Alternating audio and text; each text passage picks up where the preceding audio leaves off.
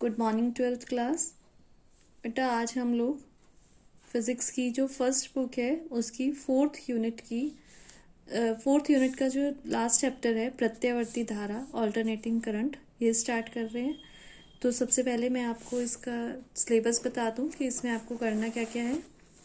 प्रत्यावर्ती धारा तथा वोल्टता के शिखर तथा वर्ग माध्य मूल मान, प्रतिघात, प्रतिबाधा, एलसी दोलन, केवल गुणात्मक विवेचना, श्रेणीबद्ध एलसीआर अनुनादी परिपथ, एसी परिपथों में शक्ति, वाटहीन धारा वाला जो टॉपिक है वो डिलीट हो गया है।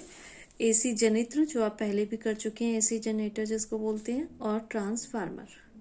तो सबसे पहला जो टॉपिक है वो है एक चुंबकीय क्षेत्र में अपनी अक्ष के परितः घूमती कुंडली के सिरों के बीच उत्पन्न प्रेरित विद्युत वाहक बल तथा या फिर जिसको हम प्रत्यावर्ती वोल्टेज भी कहते हैं। तो ये एक कुंडली है ABCD और इसको रखा गया है एक बहुत स्ट्रांग चुंबकीय क्षेत्र में। जब इस कुंडली को तेजी से घुमाया जाता है, चुंबकीय क्षेत्र में तेजी से घुमाया जाता है, तो तेजी से घूमने से क्या होगा, जो चुंबकीय फ्लक्स रेखाओं की संख्या है, ये आप चुंबकीय फ्लक्स रेखाओं की संख्या पढ़ चुके हैं। जो चुंबकीय क्षेत्र में से प्रति एकांक क्षेत्रफल जो चुंबकीय रेखाएं निकलती हैं उसको हम फ्लक्स बोलते हैं, चुंबकीय फ्लक्स। तो जब ये तेजी से घूमती है कुंडली तो चुंबकीय फ्लक्स में लगातार परिवर्तन होता रहता है, और चुंबकीय फ्लक्स में परिवर्तन होने से ये जो कुंडली है इसमें क्या शुरू हो जाता है, इसमें एक प्रेरित विद्युत वाहक बल प्रेरित होना शुरू हो जाता है और विद्युत धारा प्रवाहित होने लगती है। और इसको हम कैसे फाइंड आउट करते हैं, धारा की जो दिशा है फ्लेमिंग के दाएं हाथ के नियम के अनुसार। ये सब चीजें आप पिछले चैप्टर में विद्युत चुंबकीय प्रेरण वाले चैप्टर में पढ़ चुके हैं। तो ये एक कुंडली है और इसको किस तरीके से रखा गया है, स्टार्टिंग में चुंबकीय क्षेत्र ऐसे है, जैसे ये चुंबकीय क्षेत्र है तो कुंडली को ऐसे रखा गया है चुंबकीय क्षेत्र के लंबवत, और इसको घुमाया किस दिशा में जा रहा है, इस दिशा में, मतलब क्लॉकवाइज घुमाया जा रहा है ओमेगा कोणीय वेग से। तो स्टार्टिंग में जब कुंडली जो है चुंबकीय जो क्षेत्र है इसके लंबवत है, तो उस टाइम जो चुंबकीय रेखाएं यहाँ से निकल रही हैं वो मैक्सिमम होगी। अब जब कुंडली घूमती है तो कुंडली घूमने से जो चुंबकीय फ्लक्स है वो परिवर्तित होने लग जाता है। तो आपको पता है कि चुंबकीय फ्लक्स फाई जो है वो क्या किसके बराबर होता है, BA cos थीटा। तो मैंने आपको बताया कि कुंडली जो है वो ओमेगा कोणीय वेग से घूम रही है, तो हमें पता है कि कोणीय वेग बराबर जो है ओमेगा बराबर किसके होता है, कोणीय वेग बराबर विस्थापन बटे समय के होता है। ये आप पढ़ चुके हैं, 11th क्लास में भी पढ़ चुके हैं। Omega is equal to theta upon T, तो थीटा बराबर यहाँ से किसके हो जाएगा, ओमेगा टी। तो फाई बी का मान जो है वो हो जाएगा BA cos ओमेगा टी।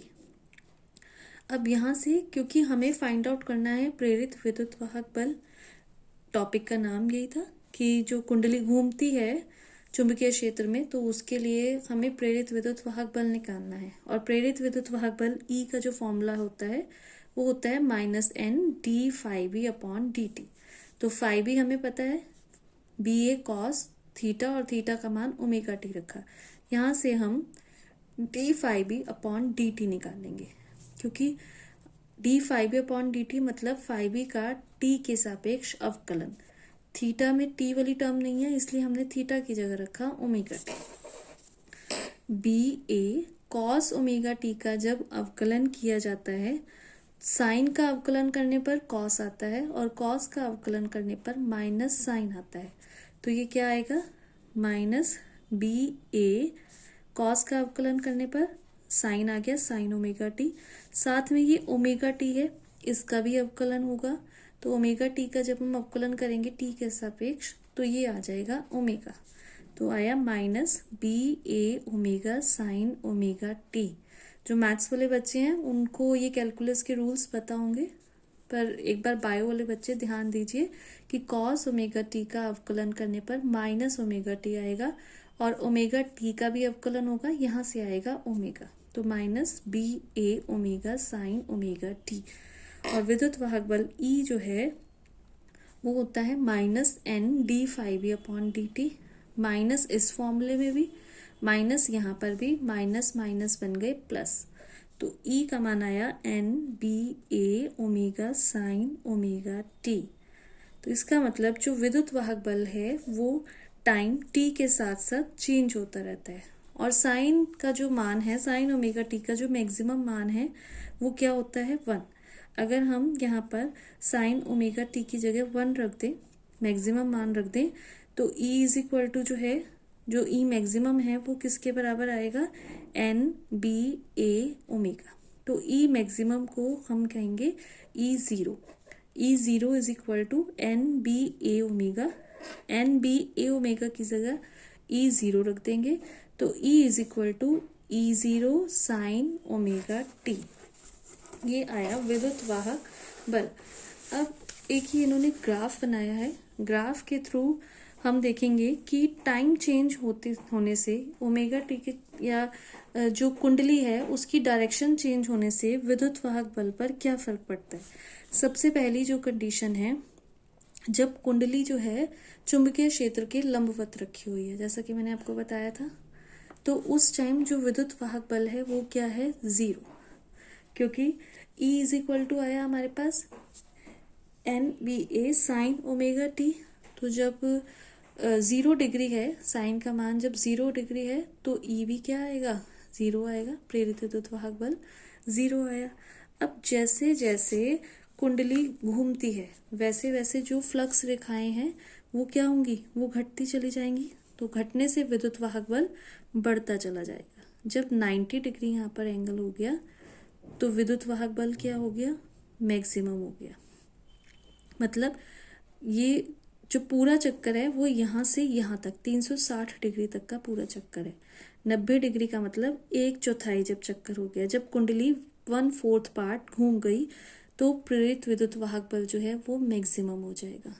अब जब कुंडली आधा चक्कर घूम जाएगी, मतलब 180 डिग्री जब घूम जाएगी, आधा चक्कर घूमने पर जब हम साइन 180 रखेंगे तो 0 आ जाएगा, प्रेरित विद्युत वाहक बल क्या हो गया 0 हो गया। फिर कुंडली दोबारा घूमी और घूमी, अब कुंडली का जो एंगल है वो 270 डिग्री, मतलब 3/4 कुंडली घूम गई, तो प्रेरित विद्युत वाहक बल जो है वो फिर क्या हो गया 0 हो गया। अब कुंडली जब पूरा घूम गई तो फिर से प्रेरित विद्युत वाहक बल जो है वो क्या हो गया मैक्सिमम, पर दूसरी दिशा में।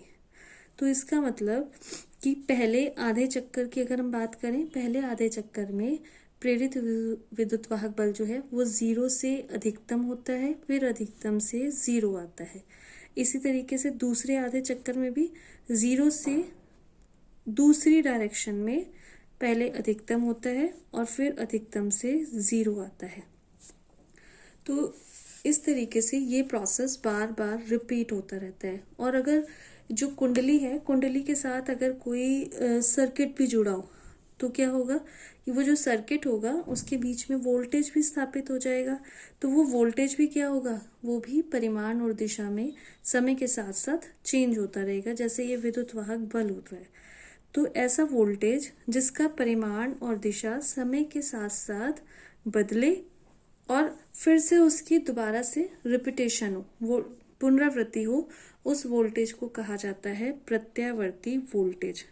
इसी तरीके से जो इससे रिलेटेड धारा है उसको हम क्या कहते हैं, प्रत्यावर्ती धारा। जैसे विद्युत वाहक बल का जो हमारे पास मान आया वो E is equal to E0 sine omega T आया, उसी तरीके से जो प्रत्यावर्ती वोल्टेज है उसका क्या मान आएगा, V is equal to V0 sine omega T, जहाँ पर जो V0 है इसको हम बोलते हैं वोल्टेज की पीक वैल्यू या फिर मैक्सिमम वैल्यू। अब अगर हम ग्राफ देखें प्रत्यावर्ती वोल्टेज, ये ऊपर वाला जो ग्राफ है ये वोल्टेज के लिए है और नीचे वाला जो ग्राफ है ये धारा के लिए है। तो दोनों ही ग्राफ आप देख रहे हैं कि आधे चक्कर में क्या होता है, पहले 0 से मैक्सिमम पे जाता है, फिर 0 आता है, फिर दूसरे आधे चक्कर में क्या होता है, 0 से दूसरी दिशा में पहले मैक्सिमम पे आता है और फिर से 0 आता है। तो ये प्रत्यावर्ती वोल्टेज और प्रत्यावर्ती धारा है। जैसे V is equal to V0 sine omega T है, उसी तरीके से I is equal to I0 sine omega T होती है। V0 को हम पीक वैल्यू बोलते हैं वोल्टेज की, I0 को हम पीक वैल्यू बोलते हैं धारा की। ये जो ग्राफ है इसको साइन कर्व कहा जाता है। साइन कर्व इसलिए क्योंकि साइन की वैल्यू जो है पहले 0 होती है, 0 से मैक्सिमम होती है, फिर 0, फिर ऑपोजिट डायरेक्शन में मैक्सिमम, फिर 0। अगर हमारा कर्व इस तरीके से होता, जो इस तरीके का ग्राफ होता है इसको कहा जाता है कॉस कर्व। ये आपने 11th क्लास में पढ़ा होगा, क्योंकि कॉस की वैल्यू, कॉस 0 का मान +1 होता है ना, तो कॉस की वैल्यू पहले मैक्सिमम से शुरू होती है, पर हम देख रहे हैं कि यहाँ पर वैल्यू जो है पहले 0 से शुरू हो रही है, तो इस तरीके के ग्राफ को कहा जाता है साइन कर्व। तो ये जो ग्राफ है ये प्रत्यावर्ती ऑल्टरनेटिंग वोल्टेज और ऑल्टरनेटिंग करंट का ग्राफ है। अब इससे रिलेटेड कुछ डेफिनेशंस हैं, जैसे सबसे पहले है महत्तम मान या फिर शिखर मान या फिर आयाम। आयाम आपको पता ही है कि जो मैक्सिमम विस्थापन होता है उसको कहा जाता है आयाम। तो जब चुंबकीय क्षेत्र में जब कुंडली घूमती है तो घूमते हुए क्या होता है, 2 बार मैक्सिमम पर आती है, एक बार यहाँ मैक्सिमम पर आई और एक बार यहाँ पर मैक्सिमम पर आई। तो प्रत्यावर्ती वोल्टता या धारा के इस अधिकतम मान को हम क्या कहते हैं, वोल्टता या फिर धारा का आयाम या पीक वैल्यू कहा जाता है। और इसको हम रिप्रेजेंट किससे करते हैं, अगर वोल्टता है तो V0, धारा है तो I0। आवर्तकाल, नेक्स्ट डेफिनेशन। ये डेफिनेशंस वैसी हैं जैसी आपने पहले भी पढ़ी हुई हैं। आवर्तकाल के लिए हम क्या बोलते हैं, एक पूरे चक्कर में लगा हुआ समय।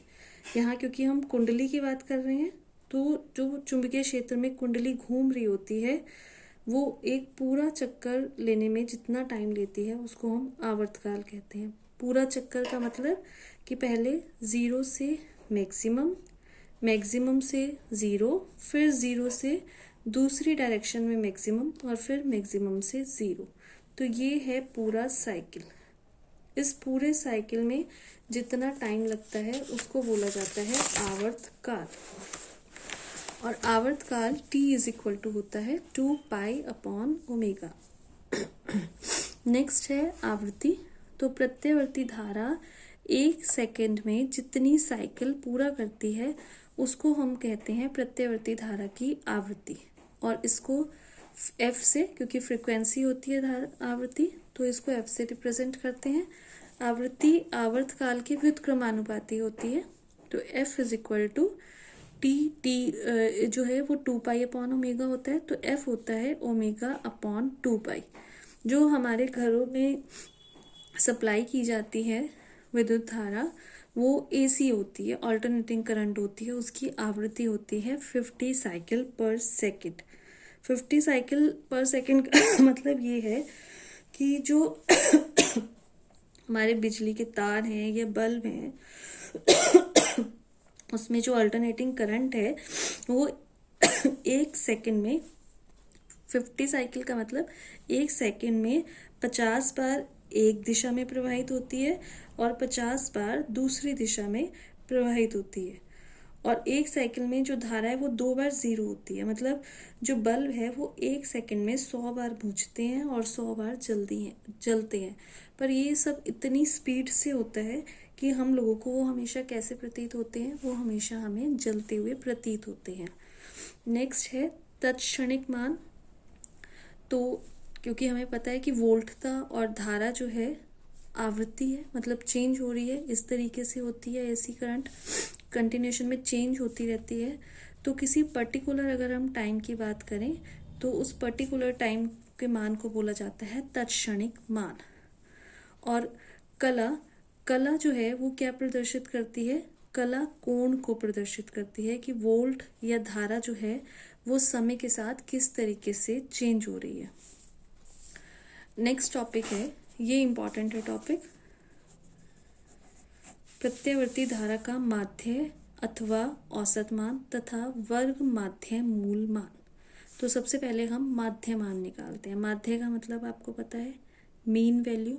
अब प्रत्यावर्ती धारा जो है वो चेंज होती रहती है, मतलब आधे साइकिल में वो एक डायरेक्शन में बहती है, दूसरे आधे साइकिल में वो दूसरे डायरेक्शन में बहती है। तो जो अगर हम औसत मान की बात करें, एक एवरेज मान की बात करें पूरे साइकिल के लिए, तो प्रत्यवर्ती धारा का जो औसत मान होता है वो 0 होता है, क्योंकि पहले ऐसे बही फिर ऐसे बही, तो दोनों ने एक दूसरे को कैंसिल आउट कर दिया, तो जो औसत मान होता है वो 0 होता है। यही रीज़न है कि जब धारा मापी में प्रत्यवर्ती धारा प्रवाहित होती है तो धारा मापी की सुई में कोई विक्षेप नहीं होता, क्योंकि उसका औसत मान क्या होता है, औसत मान 0 होता है। एक्चुअल में क्या होता है कि जब प्रत्यवर्ती धारा किसी धारा मापी में प्रवाहित होती है तो जो धारा मापी की सुई है उसको दाईं ओर से भी धक्का लगता है, बाईं ओर से भी धक्का लगता है, पर सुई का अपना जड़त्व होता है, मतलब वो क्या करती है, अपनी अवस्था परिवर्तन का विरोध करती है, तो वो कांस्टेंट ही बनी रहती है। तो इसीलिए चल कुंडली धारा मापी जो होती है उसमें ऑल्टरनेटिंग करंट प्रवाहित करने पर उसकी सुई में कोई विक्षेप नहीं होता। तो अगर हमें मीन वैल्यू निकालनी है, औसत मान निकालना है, तो किस तरीके से निकाला जाता है, IM मीन वैल्यू 1/T/2, क्योंकि आधे साइकिल के लिए निकाल रहे हैं, IDT, और t के सापेक्ष अवकलन कर रहे हैं तो t की वैल्यू 0 से T/2। I का मान हमें पता है, I0 साइन ओमेगा t है, तो I का मान I0 साइन ओमेगा t यहाँ पर रखा, I0 sine omega t dt T/2, t का मान अभी हमने ऊपर देखा था 2π/ओमेगा होता है, और अपॉन 2 करने पर क्या रह जाएगा, π/ओमेगा, और t अपॉन में है तो ये ओमेगा/पाई। इसी तरीके से 0 π/ओमेगा लिमिट हो जाएगी I0 sine omega t dt, ओमेगा/पाई ऐसे ही रखा, I0 को बाहर निकाल लिया। अब हमें करना है साइन ओमेगा t dt का इंटीग्रल। साइन का अगर हम डिफरेंशियल करते हैं तो कॉस ओमेगा टी आता है, और अगर हम साइन का इंटीग्रल करते हैं तो माइनस कॉस ओमेगा टी आता है। इसी तरीके से जब ओमेगा टी का हम डिफरेंशियल करते हैं तो ओमेगा ऊपर आता है, पर जब हम ओमेगा टी का इंटीग्रल करेंगे, यहाँ इंटीग्रल हो रहा है, तो ओमेगा नीचे आएगा। इस चीज़ को आप ध्यान रखना। आपको मैंने पहले भी बताया कि जब डिफरेंशियल करते हैं तो पावर माइनस होती है, इंटीग्रल करते हैं तो पावर प्लस होती है। तो इसी तरीके से जब ओमेगा टी का हम डिफरेंशियल करते हैं तो ओमेगा आता है, और जब ओमेगा टी का हम इंटीग्रल करते हैं तो अपॉन में आ जाएगा ओमेगा तो माइनस कॉस ओमेगा टी, साथ में ओमेगा भी आएगा जो यहाँ आ चुका है, और लिमिट्स 0 से π/ओमेगा। जब हम पाई रखेंगे, π/ओमेगा रखेंगे तो कॉस पाई आ गया, ओमेगा से ओमेगा कैंसिल आउट, और जब हम 0 रखेंगे तो कॉस 0। कॉस पाई की वैल्यू होती है -1, कॉस 180 की वैल्यू -1, और कॉस 0 की वैल्यू होती है 1। -1 ये हो गया -2, एक माइनस बाहर है तो ये आ गया 2/π I0। पाई का जब हम मान रखेंगे 3.14, तो IM जो मीन वैल्यू आई वो आई 0.637 I0। ये है मीन वैल्यू धारा की, प्रत्यवर्ती धारा का माध्य मान। और नेक्स्ट हमें क्या करना है, वर्ग माध्य मूल मान। वर्ग माध्य मूल मान का मतलब क्या है कि हमें पहले वर्ग करना है, धारा का हम वर्ग करेंगे, स्क्वायर करेंगे, फिर उसका माध्य मान लेंगे, माध्य मान मतलब मीन वैल्यू निकालेंगे, और फिर उसका मूल करेंगे, मूल मतलब अंडर रूट। इसको बोला जाता है IRMS, वर्ग माध्य मूल मान को। R मतलब रूट, M मतलब मीन, और S मतलब square. IRMS which is equal to under root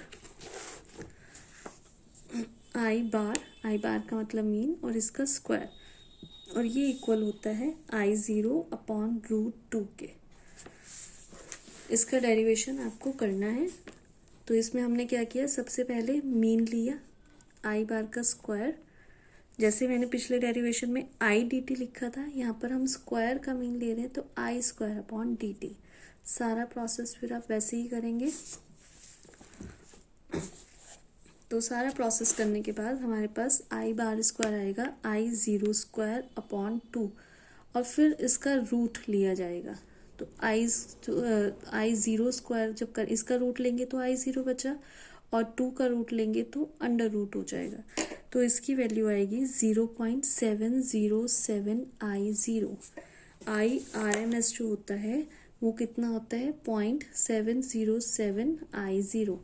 इसी तरीके से VRMS जो होता है वो V0/√2 यानी कि 0.707 V0। ये आपको न्यूमेरिकल्स के लिए भी वैल्यूज़ याद रखनी है। तो जो हमारे घरों में जो वोल्टेज सप्लाई होती है, जो हम कहते हैं कि प्रत्यावर्ती धारा जो है वो 220 वोल्ट पर सप्लाई की जाती है, अगर हम उसकी एक्चुअल वैल्यू निकालें V0 अगर हम निकालें, ये जो हमें सप्लाई की जाती है वो VRMS होती है, जो रूट मीन स्क्वायर वाली वैल्यू है वो है। तो अगर हम इसका V0 निकालें तो V0 यहाँ से क्या आया √2 इंटू VRMS, √2 से मल्टीप्लाई करी 220 वोल्टेज की जो हमारे घरों में सप्लाई होती है, तो कितना आ गया 311 वोल्ट। इसका मतलब जो हमारे घरों में प्रत्यावर्ती धारा जो सप्लाई होती है, ऑल्टरनेटिंग करंट जो सप्लाई होती है, उसका जो वोल्टेज है वो कहाँ से कहाँ तक बदलता है, +311 से लेकर -311 तक बदलता है। इसीलिए कहते हैं कि जो ऑल्टरनेटिंग करंट होती है AC जो होती है 220 वोल्ट की, वो 220 वोल्ट की DC से ज़्यादा खतरनाक होती है।